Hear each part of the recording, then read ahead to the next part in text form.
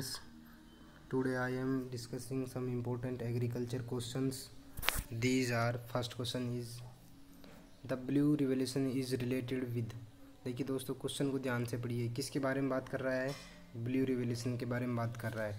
ठीक है, और क्या बोल रहा है, किससे रिलेटेड है? तो आप लोगों को मैंने पहले वीडियो में बताया था, जो अपना ब्लू रिवोल्यूशन था वो अपने फिश प्रोडक्शन से रिलेटेड था। ठीक है, इसको किसने दिया था? हीरालाल चौधरी ने दिया था। ठीक है, हीरालाल चौधरी ने दिया था। और उन्होंने कब लॉन्च किया था इसको? 1985 से 1990 वाली जो 5 ईयर प्लान था उसमें ब्लू रिवोल्यूशन पर ध्यान दिया गया था। हीरालाल चौधरी ने दिया 1985 से 1990 के बीच। ठीक है दोस्तों, चलो अब चलते हैं अगले क्वेश्चन की तरफ।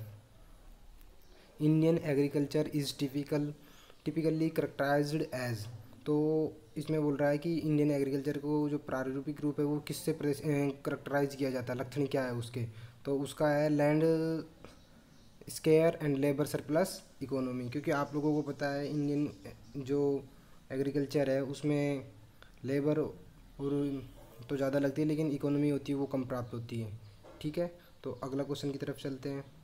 Doctor M S. Swaminathan has distinguished himself in which of the following fields. तो ऑप्शन फर्स्ट क्या है? Nuclear physics. तो अपने एम.एस. स्वामीनाथन फिजिक्स के थे क्या? नहीं, फिजिक्स से तो नहीं थे। किससे थे? एग्रीकल्चर से थे। हाँ, एग्रीकल्चर से थे, क्योंकि आप सभी लोग जानते हैं उनको फादर ऑफ ग्रीन रिवोल्यूशन कहा जाता है ना। तो अब अगले ऑप्शन की तरफ चलने की ज़रूरत ही नहीं बचती जब अपना सेकंड ऑप्शन ही आंसर है तो। ठीक है दोस्तों, चलो अगले क्वेश्चन की तरफ चलते हैं। The green revolution in India was the outcome of the effort of who amongst the following. किसकी बात कर रहा है? देखिए दोस्तों, क्वेश्चन को ध्यान से पढ़ना। अगर इंडिया लेवल पे बात कर रहा है तो अपना एम.एस. स्वामीनाथन था ग्रीन रिवोल्यूशन के लिए। ठीक है, तो इसका फर्स्ट ऑप्शन हो गया एम.एस. स्वामीनाथन। अच्छा, ग्रीन रिवोल्यूशन कैसे आया इंडिया में? हाई यील्डिंग वैरायटी दी थी उसने। किस किस की दी थी? राइस की दी थी और वीट की दी थी। ठीक है, तो आप लोगों को कंफ्यूज नहीं होना है, क्वेश्चन को सही से पढ़ना है कि इंडिया लेवल पे बात कर रहा है या इंटरनेशनल लेवल पे बात कर रहा है। ठीक है, अगला क्वेश्चन क्या है? The national bank of agriculture and rural development NABARD was stabilised in year. तो ये पूछ रहा है अपन से, नाबार्ड की स्थापना कब हुई? 1972 में हुई क्या? नहीं। 1975 में हुई? नहीं। 1977 में हुई? नहीं। 1982 में हुई?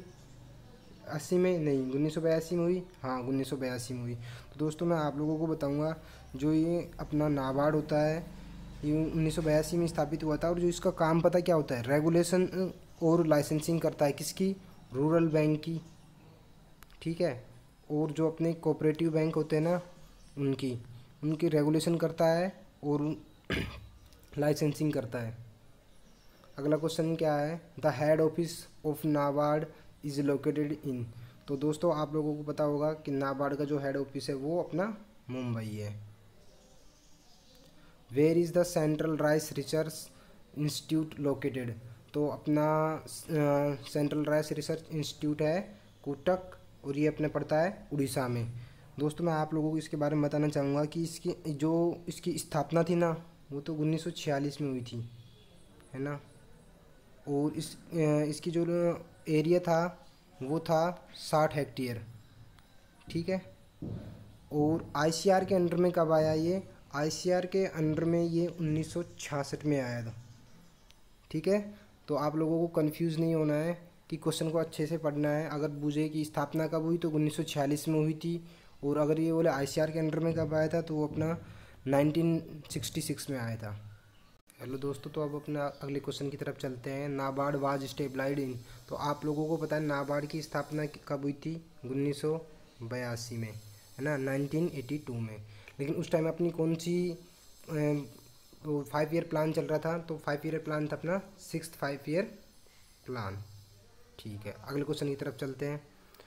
Under which 5 year plan agriculture register negative growth. Question क्या बोल रहा है कि कौन सी पंचवर्षीय योजना के अंदर अपना जो एग्रीकल्चर था उसमें नेगेटिव ग्रोथ हुई। तो दोस्तों मैं आप लोगों को बताना चाहूँगा कि ये जो अपनी थर्ड 5 ईयर प्लान योजना उसमें हुआ था। अच्छा, उसमें नेगेटिव ग्रोथ किस वजह से हुई? क्योंकि 1962 में ना, 1962 में अपना इंडिया का युद्ध हुआ था चीन के साथ में, चाइना के साथ में, ठीक है। और 1962 में तो चाइना के साथ में युद्ध हुआ, फिर उसके बाद 1965 और 66 में अपना इंडिया का युद्ध हुआ था पाकिस्तान के साथ में। हाँ, तो इसी वजह से अपने जो एग्रीकल्चर है उसमें नेगेटिव ग्रोथ रजिस्टर की गई।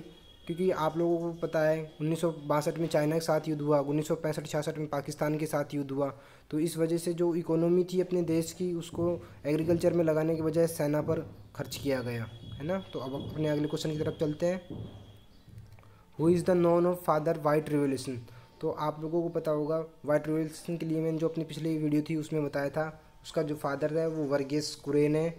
वर्गीस कुरियन एक सोशल एंटरप्रेन्योर था जिसका जन्म 1921 में हुआ था, है ना। कब हुआ था?